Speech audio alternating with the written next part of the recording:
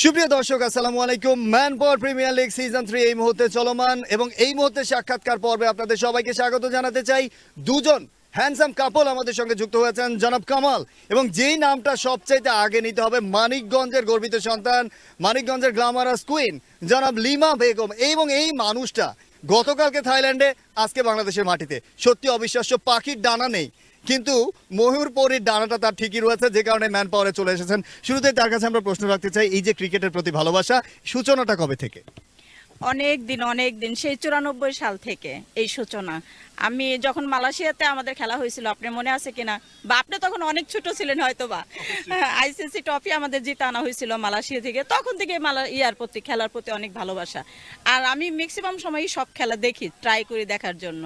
বিশেষ করে বাংলাদেশ পাকিস্তানের ম্যাচ তো দেখি, এটা তো কোনো মিসই করি না কখনো।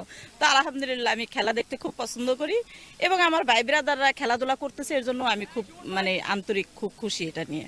এই যে ম্যান পাওয়ার প্রিমিয়ার লিগ, এখানে শুরু থেকে আপনারা সঙ্গে রয়েছেন, 2017 সাল থেকে পথ চলা, এবং সেই সেশনে জনাব কামাল সাভারের মানুষ, সেই মানুষটাকে সঙ্গ দেওয়ার পরে বনানী সেকশনে ম্যান পাওয়ারকে পরিচালনা করা, তারপরে আবার খেলার মাঠে, এই যে ব্যস্ততম সময়গুলো কিভাবে আসলে মেনটেন করেন?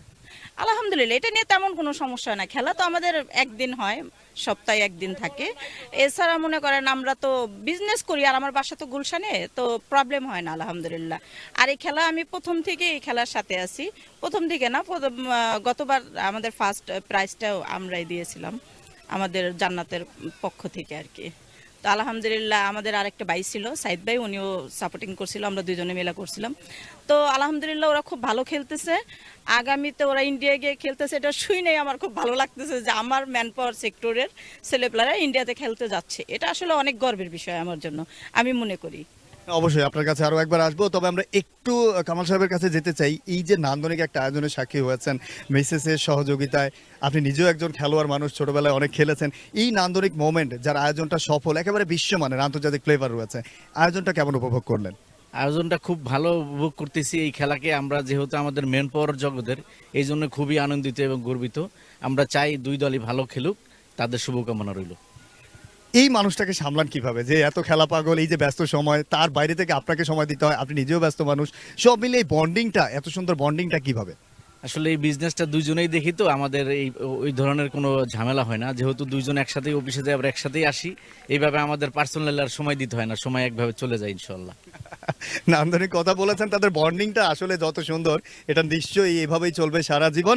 আমরা শেষ প্রশ্নটা রাখতে চাই, এই যে ভারতের মাটিতে তারা খেলতে যাচ্ছে, বা এবারে সব দিক থেকে খরচের পরিমাণটা সব মিলিয়ে অনেক বেশি, অনেকটা হিমশিম খেতে হচ্ছে আয়োজক কমিটিকে, তারপরেও ম্যান পাওয়ার থেমে থাকে না, চলমান। তো এটা কতদিন চলবে? ইনশাল্লাহ এটা চলবে, কোনো সমস্যা নেই। আল্লাহ বরস্টের সমাধান হয়ে যাবে আর খেলা চলে যাবে, আমরা সবাই চালাই নিব ইনশাল্লাহ। স্মার্ট মানুষ, স্মার্ট কাপলদের সঙ্গে আমরা কথা বলছিলাম। চলছে খেলা, দেখতে থাকুন ম্যান পাওয়ার প্রিমিয়ার লিগ। অনবদ্য সফলতম আয়োজনটা নিশ্চিতভাবে আপনারা উপভোগ করতে থাকবেন। চলুন আপাতত চলে যাই স্টুডিওতে।